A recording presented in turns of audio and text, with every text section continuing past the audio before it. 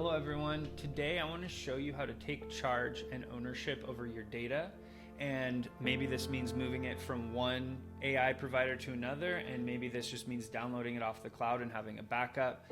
In any case, I want to give you a few powerful ideas that you can use right now to quickly get a hold of your data and make something meaningful with it.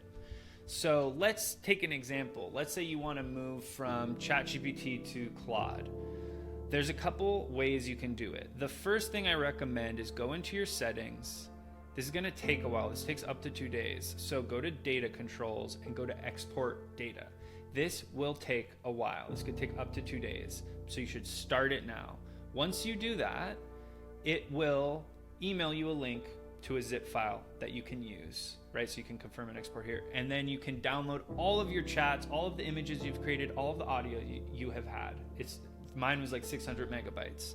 The other thing you can do is go to Claude Code, go to settings, go to capabilities, and if you click start import, it has an example prompt here.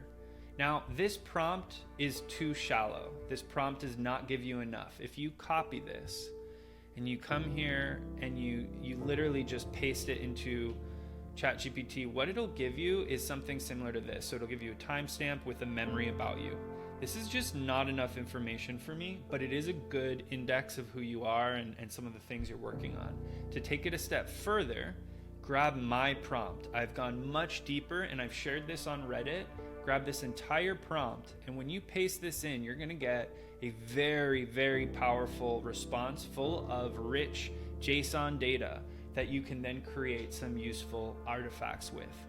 One of those artifacts I recommend is a knowledge graph of your ideas and your frameworks and your projects with their dependencies. So this is an example of my entire knowledge base graphed together. And this is just so fascinating for me to look at and start to visually see interconnection strands between the different facets of my work. This is a really powerful way to look at all of your conversations with AI.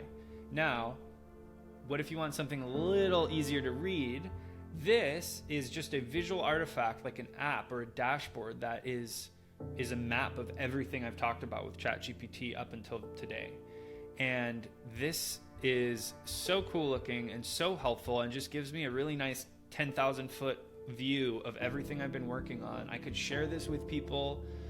They can get a quick sense of who I am. It's like better than LinkedIn. It's better than a business card. It's not a website. It's something in between. It is like my identity distilled. And I can't get enough of this kind of stuff. I think this is the future, and I highly recommend that you all play with this. So again, just copy this prompt, go into ChatGPT, create a new chat, and just paste this whole prompt into it right here, and it will export this for you. And then you can take this, copying this, go to Claude, and either you're totally welcome to use their memory function. I think the memory function is useful.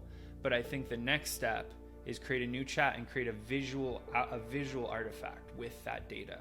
That will give you an easier way to interact with it.